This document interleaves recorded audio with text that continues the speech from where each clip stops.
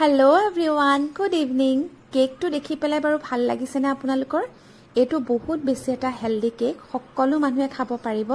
আৰু কেনেকুৱা হৈছে হেতু দেখাই দিছো ৰব জাস্ট বনাই হৈছে আৰু ভাবিলো আপোনালোকক গৰমে গৰমে খাই দেখাও বহুত বেছি সফট হৈছে আৰু যদি ৰেচিপিটো জানিব বিচাৰিছে তেতিয়া হলে ভিডিওটো শেষলৈকে চাওক আৰু এটো এটা হৈ গল বানানা কেক তাৰ বাবে কি কি ইনগ্ৰেডিয়েন্টস লাগে চাওয়া হওক তাৰ বাবে মই লৈ লৈছো বানানা ঘৰতে আছিলে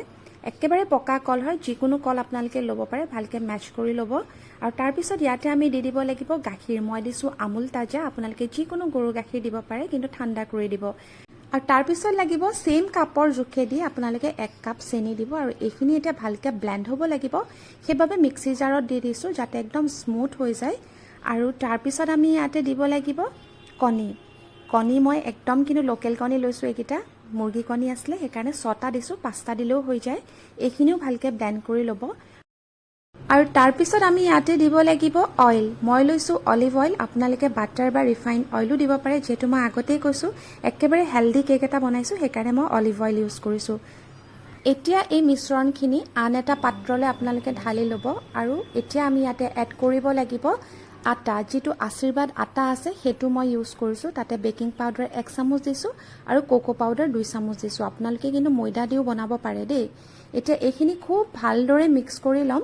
আৰু তাৰ পিছত আমাৰ মিক্সচাৰ একেবাৰে ৰেডি মিক্সচাৰটো ৰেডি হোৱাৰ লগে লগে তাতে মই কাজু কিশমিশ অলপমান ওপৰত দি দিছো আৰু ওভেনটো 10 মিনিট প্ৰিহিট কৰাৰ পিছত ওভেনত ভৰাই দিছো ওভেনত কিন্তু প্ৰায় 45 মিনিটছ মান লাগে 180 ডিগ্ৰীত আৰু এয়া মোৰ কেক ৰেডি হৈ গল আৰু আজি মই কেকটোত বাটাৰ পেপাৰ ইউজ কৰা নাই ডাইৰেক্ট বাটিটোত অকমান অলিভ অয়েল লগাইছো আৰু বেটাৰখিনি দি দিছো দেখাই আছো ৰব আপোনালোকক এয়া চাওক বহুত বেছি সফট হৈছে আপোনালোকে এনেদৰে বনাই পেলাই খাই চাব আমাৰ ঘৰত কল বহুত থাকে পকি যায় আমি পেলাই দিও কেতিয়াবা কিন্তু তাতকে এনেদৰে হেলদি এটা কেক বনাই খাওক আৰু এতিয়া টিকলাক কাটিবলৈ দিছো বহুত বেছি সফট কিন্তু মোক এই কাজু বাদাম বিলাক নালাগে দে কাজু বাদাম বিলাক কাটিবা নাই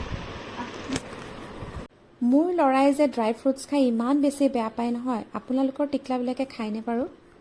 বানানা কেক সকলোৱে বনাব জানে আৰু যিসকলে নাজানে তেওঁলোকে অনলাইন চাই হলেও বনাব পাৰে কিন্তু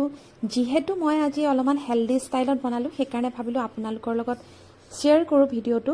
কাৰণ বহুত সফটো হৈছে কিছুমানে ভাবিব পাৰে আটা দিলে জানো সফট হ'ব তাতে বানানা কেক হয়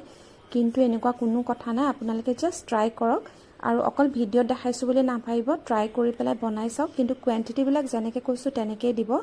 আৰু তেতিয়া আপোনালোকে দেখা পাব যে সঁচাই কিমান সফট হয়